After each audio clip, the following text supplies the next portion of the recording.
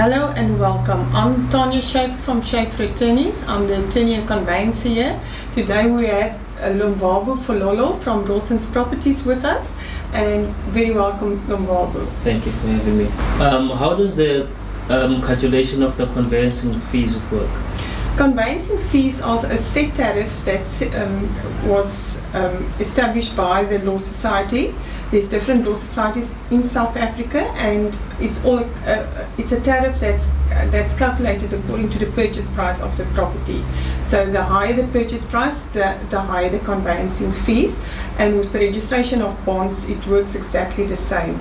Normally, the buyer pays all the conveyancing fees to get the property registered in his name and also to get the mortgage bond registered in his name. The seller pays for the cancellation of the existing bond, and the seller also normally pays for the wiring certificate, the bottom beetle certificate, and of course the estate agent's commission. If there's anything wrong with the property in terms of the title deed having restrictive conditions, that is normally for the seller's account to uplift, but the normal transfer cost is payable by the buyer. Okay. Tell me, is it worthwhile for you to register properties in the lower end of the market?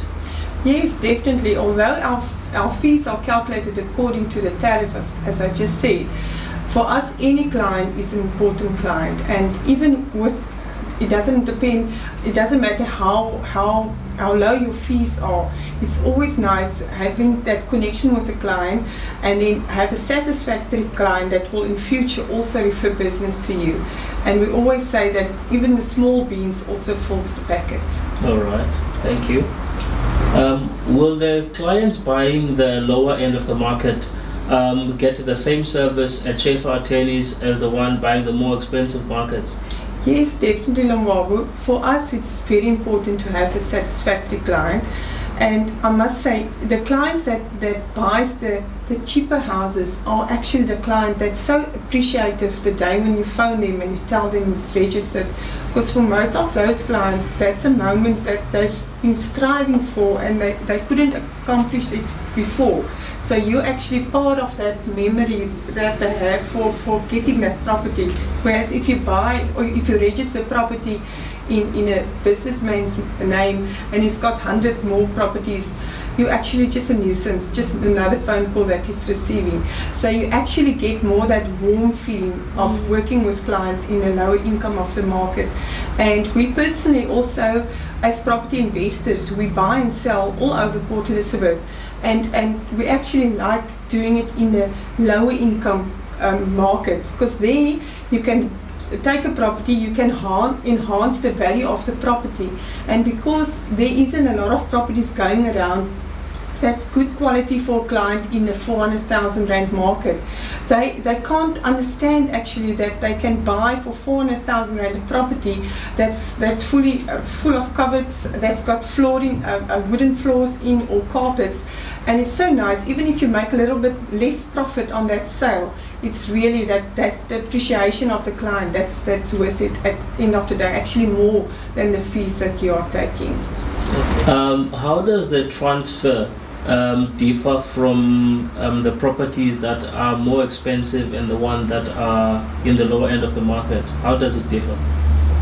The properties in the lower end of the market, there's conditions in the title deed that the government sometimes donate properties to the lower income, and then there's a condition that must be uplifted in Bishu.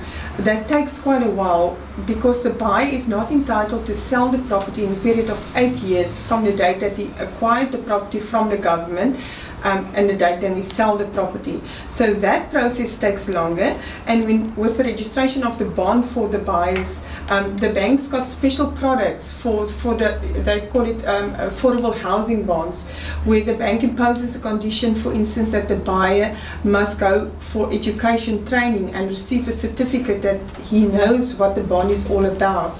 So that process does take longer, and of course you have buyers that if you all of a sudden tell them they must pay 2,000 rand more for cost than was actually told to them, that can create a big delay. And normally to assist them, we try to give discount, or just make it more acceptable or more affordable for the buyer to actually buy the property and get it registered in their names.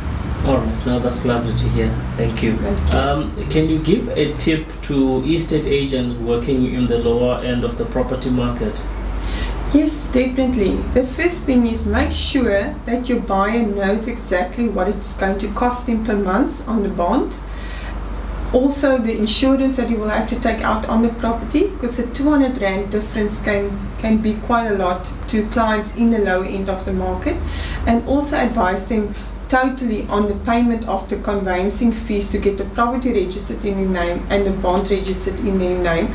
That is from the buyer side. From the seller side, make sure that the person that actually gives you the mandate is the owner of the property, the registered owner, because there's a lot of cases, especially in the lower end of the market, where there was a predeceased father or mother, the children inherited the property, but they never went and report the estate and get the paperwork ready so that they are actually the true owners, the registered owners to sell the property. So that causes a huge delay, because when we get the contract and we see that the seller isn't really the registered owner, then we have to assist the client with getting the estate reported, getting the advertisements. And although we don't mind doing that, that's additional cost for the client, and you also get a buyer that's then getting unnecessarily uncomfortable with the transaction taking longer.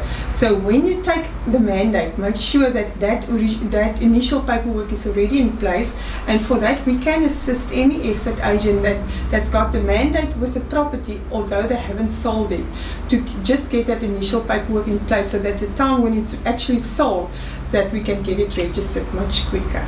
All right, thank you. Thank you.